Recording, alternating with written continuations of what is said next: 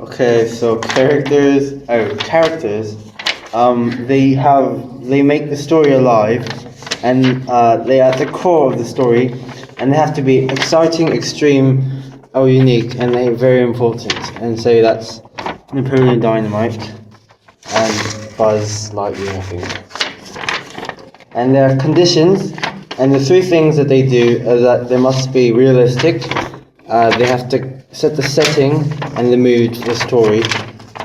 And three specific types of conditions are the time of the day, the location, and the era, as in the time period when the story develops.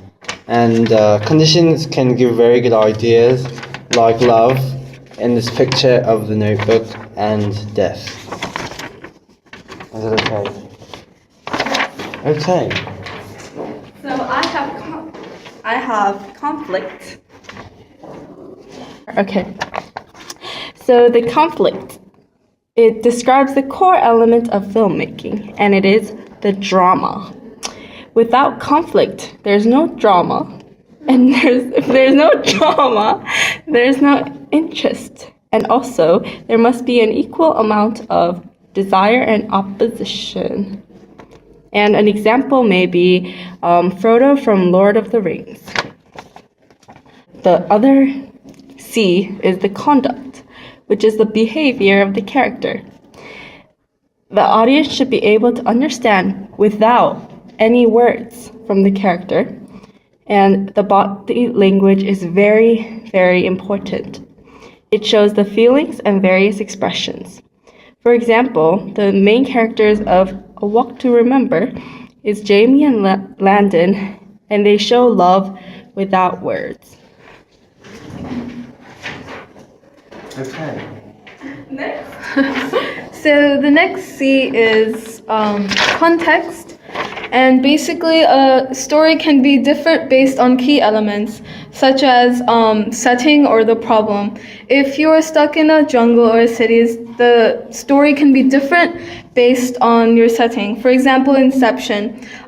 He left out key elements such as the ending, spoiler, and another example is if you were stuck on Mount Everest, if you could just climb up and down again, it won't be much of a story, but if the person had asthma, it would be more interesting. The next C is crutch. It's basically objects interacting with the characters and the environment. You have to use objects interestingly, and for example, in Lord of the Rings, the ring was the main object and the story was centered around it. And it can also portray character. For example, each character was based on their object, for example, a sword or an arrow or the ring. Yep.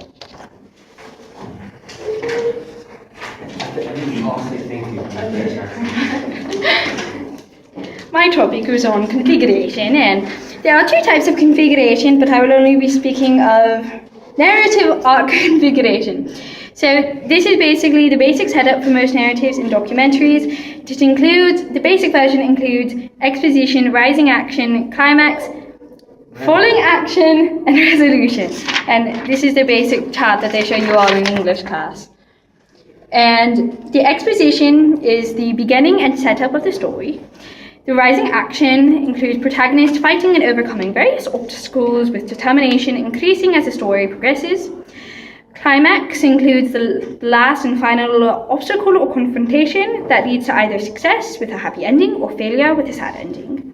The falling action is the immediate effects of the climax, while the resolution is the long-term effects.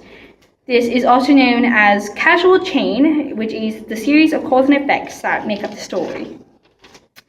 So there are various structures to a film, and you can have straight, which goes in chronological order.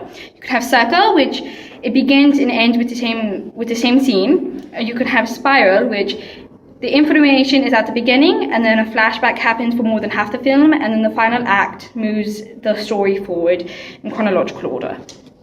So I've already talked about intro, that's basically the same thing as exposition, and conflict is what introduces the problem, and conclusion is the moral thought. And another thing is twist, which is an unexpected turn in events. And this is a more detailed version of that chart, which includes things such as twist.